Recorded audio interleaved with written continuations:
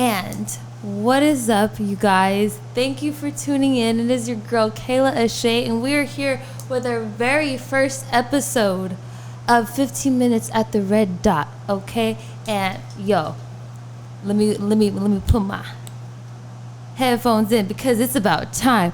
We are about to go and dive deep into the one, the only J-Mo. How you doing? I'm good. Oh my gosh. Like, if only I had a round of applause or something, because y'all don't even know who I have up in this building on today. And we're about to dive so deep into his life and his career and everything that he had going on. Tell me, how are you today? I'm great. Good. Yeah. Thank you for being here, first off. No problem. Oh my gosh. Like, listen. J-Mo is in the building, you guys. I'm way too stoked about this today. I'm honored to be here. Listen, like, I feel like the energy has just, like, shocked me real quick. Like, but for those who don't know, I don't know why or how, who you are, can you please just give us a little background? Just tell us a little detail about you. Yeah, so I'm Jarius Mozee, also known as J-Mo. I grew up I was born in Indianapolis. When I was 10 years old, me and my family, we picked up and moved to my mom's hometown, Long Beach, California. Wow. So I've been growing up there since I was 10, and my dad is a guitarist. My whole family is like a family full of musicians and singers. So, and church people. So I grew up in church. That's installed in you then. Yeah. Okay. Grew up around choirs and musicians and drums. And so that's me, that's my foundation was church. My family. Yeah. That's beautiful. So your upbringing, I'm pretty sure, but like, tell me, in what ways has that influenced you in your music? I carry it everywhere I go, as far as especially the musical part aspect. My dad is like really phenomenal. You know what I'm saying? I want people to look him up. His name is Mozee. Ronnie, so people don't know. Shout out Ronnie Mozee. Yeah, just saying. Yeah, the apple don't fall far. So he's real. He's super eclectic and just an amazing guitar player, and that's who I was soaking energy from my whole life. And my uncles, I got my Uncle Robert, shout out to him, my Aunt Kim, I got aunts that play guitar, and so it just the whole family. Yeah, everything they showed me is who I am today, and just things I picked up along the way as well. It's like you had no choice but to be in the music business. I had really no choice, really, honestly. Like, that's beautiful. Like, honestly, like, for me, if I had some, like, people around me that was just like, here, let me just show you the ways, and then it was just easy like that. Like, I mean, come on now. Like, that was made for you. Yeah. It was like this. Yeah, definitely. Yeah. But, like, your father was in the music business. So what did he do exactly? So he wasn't specifically in the music business. He was in the church. So he was in the church. Yeah, okay, my family is really steeped in the church, strict church family. My dad was actually born in Philadelphia. His mom, he had like 8 or 9 brothers and sisters. Wow. His mom and his parents died when he was young, and they all split up. But he ended up getting adopted by a church organization because he was like a prodigy on the guitar. Yeah. And he ended up traveling on the road with them. Yeah. He met my mother in California, traveling on the road in church. And that's how I was conceived. My mom's side in California. Yep. My mom's side is in the music too. So I mean, it's a real musical family. Like, So was guitar your first instrument that you picked up?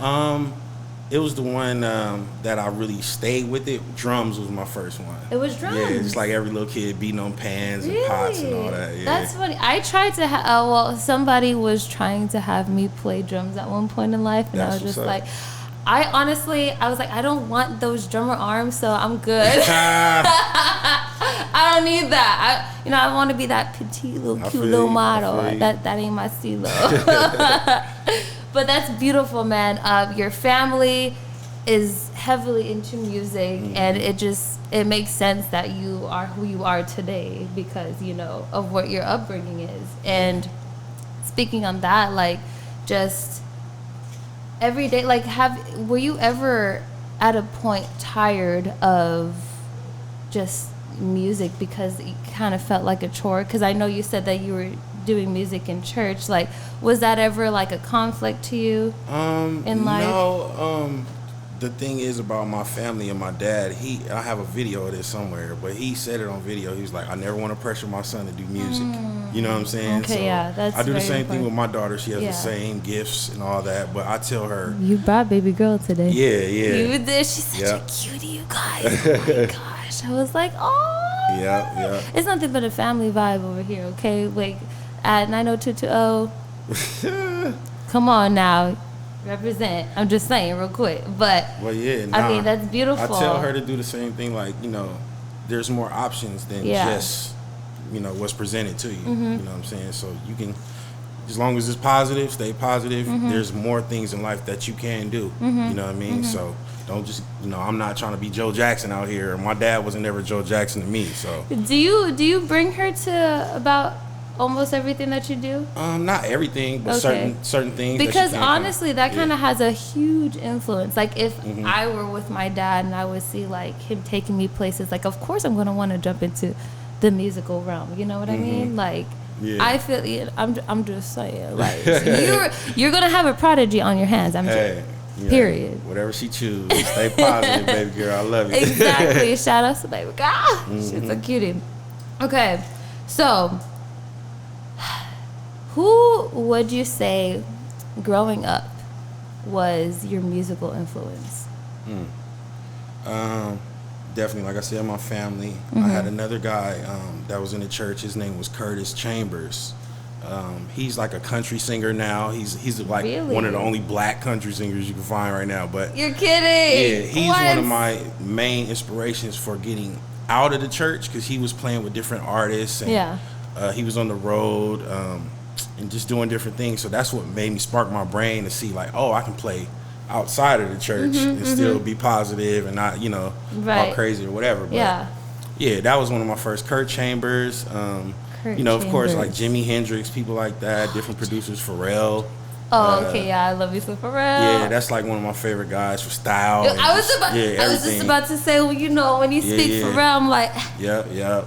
Just being different. Anybody that's different and, staying positive. That's what my influences. So many people, though. It's ridiculous. So would you say your influence back in the day, is that your same influence to this day currently? Yep, definitely. And I want to give a shout out to Jubu Smith and Charlie Burrell. These are like two monumental guitar players that was, a part of my life. And Tim Stewart.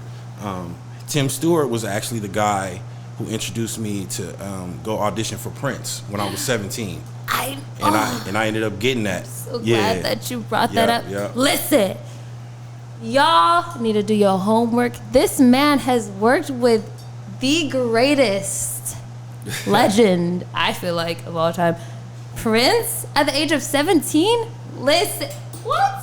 Yeah. How in the world did you do that? How did, like, let me know so I can shoot. Where my notes at? Because I need to know, like, tell me. It's just basically about knowing your path. So I knew my path kind of early, you know what I mean? I was going to Long Beach Poly, and it kind of, that school can separate you and show you what you're going to do real quick. So I wanted to be an athlete, do that. But that school, I remember going to a track practice one time, and they had an open track practice. And it was just girls flying. They flying all past. I'm like, you're like, okay, if the girls is over here just burning me this easy, I need to go ahead and just stick to the music. You know what I'm saying? So that's when I was like, I'm gonna stick to music. That's funny. So I just stayed on that path, and I was playing around LA, little churches and get my name out there. Yeah. And I met this guy named Tim Stewart, and he was like, I'm doing this gig with Sheila E. and I can't do these house parties with Prince, and he needs a guitarist. And he was like, I'll take you to the audition. So he drove me to the audition, and I ended up getting it. So they recorded me that day. The next day they called me. They was like, yeah, we're going to be sending a car to pick you up from school every day at, like, they was picking me up early. It was like 12:30. School was out at like 1:30. Yeah. So I was getting out early. No, it's Prince, so we have that authority. It was just a surreal time. I was doing all of his house parties. Anytime he would have a party at his house, they would hit me up. They would randomly call me sometimes. It would be like 1 in the morning sometimes, and I'll be going. And thank God for my mom, because she knew, she saw that I was doing it. And she was, she saw that I was mature enough to handle it. Yeah. And she let me just do my thing. So shout out to her. Prince. Shout out, mama, but it's Prince. Of course, do what you gotta do, honey. Come on, I'm supporting you every step of the way. What? Listen, shout out to mom, but I'm just saying, like, dude, I'm so, like, you got to meet Prince. Yeah. How was that? How was that whole experience? Like, I'm telling you, I don't know how many times I gotta say this, but I'm super jealous. Like, you got to meet the legend, and you got to work with the legend at such a young age, dude. It's surreal. It's one of the things. I remember having, just one-on-one conversations with him. You know what I'm saying? I remember the last time I talked to him, and the last time I saw him was a jam session. We just got done doing this little church event or whatever. I remember we were sitting at the table, and all my friends was there. And his assistant called me. He was like, we need you at the house, like, right now, right? I'm like, dang, how am I get up? Because I wasn't even driving in or whatever. Damn. I asked one of the homies, I'm like, yo, y'all want to go over to Prince's house? Right? Yeah. So it's like 3 of us, we pull up. And I remember the last time, I pull up, and it's Larry Graham, legendary Larry Graham from Graham Central Station, and Sly Family Stone was the bass player. So many legendary people used to be in the house. But anyways, long story short, last time I saw him, he gave me like $500. He was like, here, I was only there for like 30 minutes. He was like, here, thank you. I appreciate you, That was the last time I saw him. You know what I mean? And it was in his front of his house, and I'll never forget that. But he was a nice guy. What year was that? This was 2005. 2005. Yeah. That was the last time you saw Prince. Yep. Damn. Yep. So like, with his passing, like, how did that hit you? Honestly, it hit me in a different way. It was like, it hit me a little bit later, because I had to grow up and mature and realize what situation I was really in. You know what I mean? It was kind of surreal, and still to this day, I'm just like, it's very surreal. You know what I mean? For me to come from where I come from, because just my background, and to be doing that, it's just so surreal to me. That's all I can really say. At a young age, though. Yeah, I was 17 around, Angela Bassett, Oprah, this person, that person, and it was just, it was like, wow. I can always look at that moment and say, oh, I'm supposed to be doing what I'm doing right now. Yeah. I know for a fact. Right. You know what I mean? So there's nothing that can tell me that I'm not supposed to be doing music or anything in music. Come on. Yeah. That's so beautiful. Okay, but before I go on, what instrument was hardest for you to play? Because wait a minute, this man can play several instruments. Okay, so drop them first, and then let me know, like, what was the hardest for you? I mean, I'm well known for the guitar. Yeah. Yes, we all know that. Bass, drums, keys. I'm not the best keyboard player or drummer, but I do. If you listen to my records, I see you. What are you talking about? You're the best. But look, come on. I do my thing. I do my thing a little bit. He's being modest over here. But you can do your thing. The hardest one is definitely, I would say, keyboard. Keyboard? Yeah. Really? Piano. Yeah. But see, the thing is, I've heard that when you could play the guitar or electric guitar, whatever, it's easy for you to learn how to play. Yeah, I would say if you learn how to play piano, it would be easier to learn everything else. Really? Only because everything else. Yeah, because of the shapes. That's new to me. Yeah, because of the shape of the piano is so it's so crazy and weird and mathematical that when you get on another instrument, it's a little more simpler than learning piano. Yeah, mathematic wise. I kind of had to ask backwards for a little bit. My bad. I mean, coming from the true artist himself. I'm just saying. Yeah, it depends on the person, though. You know. Okay, what I mean? Well, I'm depending on this person, and I know that I gotta do some piano playing first. Hey. Do you know anybody that can help me out? Because I'm trying to get into that. I was like, this kind of inspires me here, because I'm like, ooh, maybe I can make a beat. Because listen, how in the world do you come up with the next, like, what's your creative process? Like, how do you even know how to, like, what goes with what? And did you go to conservatory school? Well, at Long Beach Poly, they had a good music program. And all that, so I took that, jazz band. And I actually, just put that out there for kids, take orchestra. You know what I mean? Take orchestra and classical. I did that for like a week. If you can stick with it, it helps. Yeah, it helps. Or I don't even know how long. I'm just saying, as long as I was paying attention, it was like a week. Yeah, it's boring. Yeah, it's boring. You're gonna be sitting there like, what do I look like being the band? Yeah. I'm cool. But that was one thing, at Poly, they had me, in the orchestra, in the jazz band, and I was loving it because I'd rather be doing more music classes than anything else. You know what I mean? So I just took as many music classes as I could take. Let me get that. But orchestra, I was taking orchestra, playing classical music for like 7 years, along with jazz and all that. So that's what it kind of that's what it took for me to get to this point. That's what I want people to hear, like, especially kids. Don't be afraid. It's a cool thing to learn music. Yes. You know what I'm saying? It's not like the nerdy thing. You can still dress cool, be cool. You can still go to a class. Own you know that what I mean? Thing. And learn something. Yeah, definitely. Because I've heard from like other people, like, they went to conservatory school and they're just like, back in the day, they're just like, I just want to go home. Can I like go on? Right, just be a regular kid. Can I go play with my friends, do this and that? But every weekend they're stuck at conservatory school. But as they gotten older, they're like, I appreciate all of those weekends, all the hard work and effort and force of being there, because it's made them a great musician as of today. And I'm pretty sure you can, definitely. Damn, I'm attest. Yeah. It's all good. Oh my gosh. But I mean, like, that's freaking awesome, dude. Like, just the fact that, like, you had, a little bit of history and you're able to, like, really take that and put it onto something that you like now as of today, like, and then be successful at it at the end of the day. Like, what? Yeah. Come on now. So let me know, what is the peak of your career? What would you say the peak of your career would be? Honestly, I mean, I know probably everybody would say this, but I'm still going. So I'm still peaking. I know that I'm in my prime, right now. So I did all that to get to here, and I'm still just adding stuff onto it. Blah, blah, blah. You know what I mean? So, listen, we haven't even, like, really gotten, like, into the midst of it. This man here is Grammy nominated, and he's won 2 freaking Grammys with Anderson Paak. Yeah. Shout out to APZ. And then you had a Grammy nomination with Anthony Hamilton. Yeah.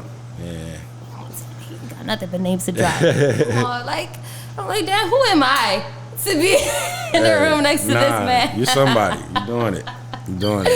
But how was that working with these wonderful artists and to be not just Grammy nominated, but to have won a Grammy? How the F does that feel? What? It's just one of them things. It's like real gratifying, for all your hard work. Yeah. And, that's all I can really say about it. It's just gratifying. Yeah. You know what I mean? Yeah. And then it just put that little extra stamp on you when you walk in a room somewhere. It's like, hey, that person put the work in. Right. The time and the work. Right. Because a Grammy ain't just, you can't get that out of nowhere. Like, you got to put in some time. I'm not just verified on the gram. Yeah. I'm Grammy nominated and I won. What?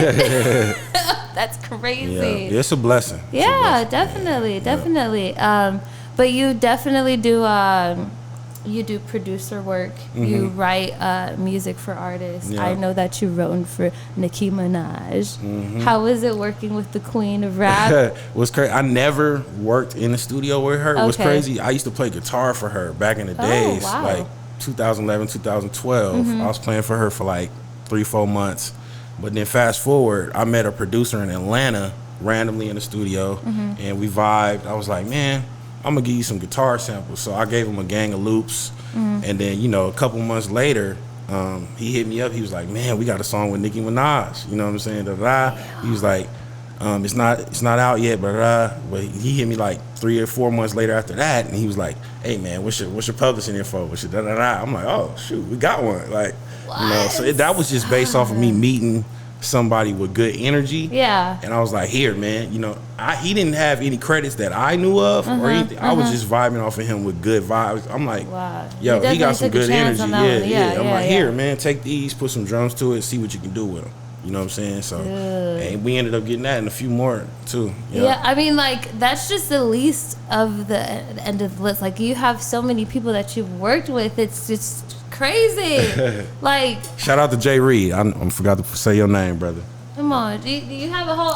What's your list? Go on and shout him out now. Nah, just Jay Reed. I had to say his name because that's my guy. I appreciate that. I appreciate him doing that. Dude, that is awesome. Like, okay, so, who? I know this is maybe a little bit messy, but who would you say that you worked with that it kind of wasn't like levels vibes weren't there completely, or do you want to just be political and say nobody? I can say this, and I can say this like looking back on it now, it was all my fault. And I had a real bad time when I was playing for DJ Quik on one show. And this was only because this was my fault. This is because I didn't learn his music verbatim. And if any musicians are out there listening to this, you can learn from this. DJ Quik is a genius. You can't put nothing by somebody like that. You know what I'm saying? Yeah. You can't half learn his music and then get into rehearsal and you kind of flubbing. And you know what I mean? It's not going good. So that's what happened with me. So was this a case of like, you know, I got this shit. I'm a musician. Exactly. It was one of those cases where I felt like, I'm gonna step in here. It's gangsta bass lines. I got in there and it was real music. It's the real deal. And you better come at it like you coming at Prince. Yep. So I'm thinking like, he ain't gonna let, he's gonna let certain stuff slide by. No, he was on everything. Damn. So that's, you can't put nothing past anybody out here. Yeah. You know what I'm saying? If they're really serious about their craft, then you better come with it. Or get lost. That was one instance where I had to learn. That was one instance for real. So did you, with that said, did you find a way to like sweep it up and kind of like bring it back? So we ended up working with each other years later. Oh, you know what I'm saying? Good. Yeah. So the thing was, we got through the gig and everything, but he had a string section. You know what I'm saying? And when you got a string section, you're hiring an orchestra and all that. Oh, okay. Time is money. See, I don't know what you're talking about. You gotta explain to me. For those who don't know, what's a string section? So, they have like 3 or 4 violinists, 3 or 4 cellos, 3 or 4 this, you know what I mean? The trumpet a whole here. Orchestra, you're right. You know what I mean? And you paying for that in the rehearsal time and your bass player's not paying the bass line right. Yeah. Can we find another? Can we get somebody else, or what we gonna do here? So can you clean up your mess? I had to get that together real quick. I got that together quick. We got through the show. Bounce back. I ended up working with him years later. We talked about that. It was all good, but that was one instance where that really was a learning experience for me. Where I started. If somebody said, you got to play for me, you're going to do this music, I was learning the music before, like a week before, and I'll have it just logged in my head. So when I walk in rehearsal, I'm that guy that's like, I'm ready to go. That's all you need is a week? Yeah. I mean, I need like a month. Shit, I'm sorry. Let me know in advance. Okay, so what advice would you give people who are following kind of the career path that you're going? Like, what is one advice that you would let the people know? I would say it's all about networking. Yes. Oh my gosh. Before that, I agree. 100%, yes. Before that, you have to hone in on your craft. So whatever that is, you got to study that. You got to study the people that did it before you, and take different things from them and put it together. That makes you. Right. So even like I could so relate, because even myself, like, it's not just being a host of a podcast show. Like, you really have to go in and do your research. Right. What type of questions do you have to ask somebody? What do I need to look like? How do I need to look at the camera? Like, there's so many things that go into it, and then you got to just bring your own personality into it at the end of the day. And you love yourself, so just allow the other people to love you for yourself. Right. You just got to be confident and really own the thing. And I just really thank God for all of my blessings and opportunity. Shout out to 90220 and the whole crew. David, Miss Water, Danielle. I'm just saying that the list goes on, but that's just me. I'm very humble, and I wouldn't be here without my team. But shout out to the team. Like you shout out your team. It ain't nothing but vibes around here. Yeah. But dude. I'm just still like stoked the fact that he's here. Like, I'm around the table with J Mo right now. Like, you have new music that you had put out. Yes. Can you please let us know a little bit about that? It's called San Pedro. Some people get mad when you say San Pedro, but wait. What was that about? Okay, because I've always said San Pedro. Yeah, so I say San Pedro. So certain people get mad. It just depends on this, whoever you are as a person. They get mad. I have never heard any of this in my life. Yeah, it's crazy, but I've no disrespect, but I've always said San Pedro, so it's San Pedro. Yeah, technically, but I got an album called San Pedro. San Pedro. Do I have to put the accent on it? San Pedro. It's up to you. I don't know your background. You look kind of, Latina a little bit, No, we ain't gonna get into that today. So San Pedro. Okay. So basically, all last year during the pandemic and all that, I moved back to my hometown, Long Beach, to get closer to my family. Get away from just everything just going around. I just need to clear my mind. Right. You know what I mean? And so from across the bridge from Long Beach is San Pedro. So I go over there pretty much every day. Wow. They got a beach over there called Royal White Point Beach. Okay. I don't really go on that side, so I don't really know. Yeah, it's awesome. And then, right around the corner is Palos Verdes and all that over there. So, it's beautiful. Okay. It's like so beautiful over there. I went to Palos Verdes, I think, track back in the day. Yeah. It's a beautiful area, like, especially to catch the sunset. You know what I mean? So you can catch it. So I go over there, clear my mind, and then I caught myself, just doing certain types of vibes of music from coming from over there and then coming back home. Yeah. And I just said, let me just put a project together with that music. You know what I mean? And that's this project. Yeah. Okay. I already know I asked you what's your creative process, but let's speak in adult terms. What's your creative process? Do you have a little something that you need to sip on, a little something, or do you need to smoky? Yeah, I smoke a little weed. Okay, I'm not the only one. You got to open up. It's really about being relaxed. Yeah. For me, when I get in the studio, I think the initial part of it is having fun. Yeah, right. Getting the fun out. You know what I mean? And then after that, it's refining the fun. Right. And it's being a little serious. That's pretty much what I do. I'll get in the studio, I'll turn on the click track and just jam for like 30 minutes, you know what I mean? Then I'll get on the drums and jam with that track that I did on the guitar. Yeah. Then jam with 30 minutes down with a bass, 30 minutes down with a keyboard. Then I'll go in and chop that up. And it's crazy, but it's really fun for me. I still don't get it. Yeah, it's crazy. I don't get it. Like, I guess I just need to be in the music business for a longer time period. But like the fact that you could come up with fire and continuously come up with fire, like how? I know I already asked this question, but I know the people that are tuning in are still like, but bro, how? Like, what type of, is there a certain type of format that you go by? Well, what is it? It's life.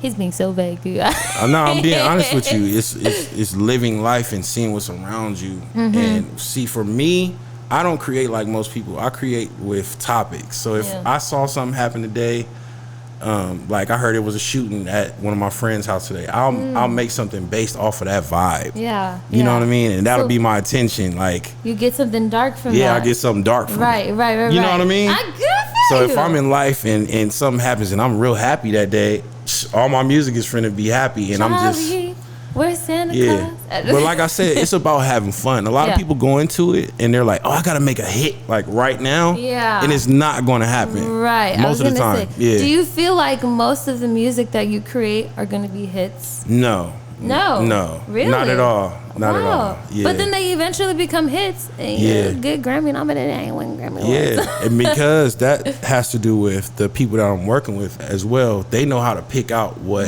they hear from me. They're like, "Oh, I can do something with that," and then the people from then pick the songs from that artist. They're like, "Oh, that song, that collaboration that y'all put together." You know what I'm saying? That's it. Yeah. You know what I mean? So the people really let you know. You don't know. We just having fun. Right, yeah. Yeah, and I'm refining the fun. Doing what I do best. You know? Yeah. Yeah. Easy, period. What would you say that is one thing about your profession that you would like to debunk as far as like, what am I trying to say? Like a myth in your profession? That's a good question. Yeah. Dang. Yeah. I know. I knew that was gonna stumble you a little bit. That's a good question. Go on, tell me, baby. I don't know. I would love to put this out there. I would just love artists to just respect your producers. You know what I'm saying? Why would you say that? I just think the industry is a little oversaturated. So like, it's you know what it is. I heard there's a new person every day popping up. I know. And I get it. It's easy to get beats now and but certain producers are special. Yeah. And you have to recognize this guy is different from the rest. He can actually coach me. He can help me with my vibes and my day. Yeah. Like a lot of the times producers are therapists in the studio. And people don't know that. Like, you got to be a therapist. Wow. Those are the best producers. You know what I'm saying? You got to cater to your artists that you're working with. Yeah, right. That's what I would say, man. You got to cherish certain people, man. If they making you laugh and have a good time, you got to cherish those people. Don't treat them dirty and give them little pennies here and and just whatever. Take care of them, man. So, that's what I would say. Has there ever been an artist that came to you and was just like, "Yo, I respect everything that you do, but my budget's low, and can you work with this?" In that case, do you work with them, or are you like? Yeah, if they're not signed, we can work something out. Oh, really? Yeah, because I understand the grind. It's just all about respect. Take note. And I respect the grind, and anybody that's on the grind, if you're not signed, I know for a fact you ain't got no budget, so I'm gonna hit you over the head for it. But if you're good, and I think our sounds match, we can make a match. Let's make it happen. You know what I mean? Okay, yeah. I feel it. Now listen, I'm gonna make you choose a little something between 1 and 2. All right. Let's go. All right. Rapid question: Prince or Eric Clapton? Oh, that's Prince all day. Easy. I already knew you were going to say that. That's easy. Period. Okay. Yeah. Carlos Santana or Jimi Hendrix? Oh, Hendrix. I already knew. Okay, what's your favorite song of all time? Of all time? Yes. Whew. Dang. I know. I would have to say it would have to be something with D'Angelo, one of his songs off of Voodoo. Just whatever song off of Voodoo. I heard that he was coming up with a new album, right? If he is, I didn't hear about it, but I can't wait. I heard of that. They told me. I was like, what? That's what's up. Coming through? He gonna show off his abs again? Okay. Back. Slash or Van Halen? Ooh. I had to say Van Halen. Yeah. Van Halen. I like Slash. He good, but Van Halen did the solo on Michael Jackson. Beat it. Oh, yeah. Really? That's like hard to pass for me. Yeah. What? Oh, okay. Then I'm gonna go on your team. I'm sorry. Okay, last one. Douglas, Burner, or Tommy's? Ooh. I would have to say Tommy's. Tommy's. Yeah. Ooh, okay. Yeah. Well, listen, is there anything that I have missed that you want your peoples, our peoples, to know about Mr. J-Mo? Just follow me on Instagram at J-Mo the Great. Just stay posted with me, man. I'm keeping the positive vibes going, and that's it. You know. Yes. Stay positive out here, though. That's the main thing I want y'all to get. Stay positive and stay on your grind. Right. Yep. Be consistent. Consistency is key, my friends. Okay. Real quick, if you had to work with somebody that you haven't, dead or alive, who would you choose? D'Angelo. Yeah. Wow. Yeah. That's my favorite artist. I never got a chance to meet him. I got a chance to work with Raphael Sadiq, so I got to check that off my list. Shut up. Yeah. I'm coming home to you. Where something to do. Listen, when I first heard that song, I need to meet him. I need to meet him. Like he sets the sexy vibes. I'm sorry. Period. And really quick, just is there any other IG or Twitter or anything, like just let everybody know where to find you in every step of the way? Cool. Let me say this too. I got a company called swagsample.com. So if you're a producer, I sell samples, drum packs, guitar packs, keys, whatever you need. Go to swagsample.com. You know what I'm saying? Go get that, you know. And we got an Instagram, Swag Sample. Yes, so, yes. Yep. Dude, I don't want this to be over, but yes. Thank you so much for coming through in the stew. Listen, I just it's all pray good. And I hope that you continue on with your blessings. Thank you guys so much for tuning in. Here you have the Red Dot series, 15 minutes at the Red Dot, okay? And it is your girl, Miss Kayla Ashaay. Check me out on my Instagram at KAAYASHAY. And lastly, I want to thank my team for being awesome. I couldn't do it without you guys. You guys, please, once again, we got J-Mo. Peace. You already know. Thank you guys so much. It's been amazing.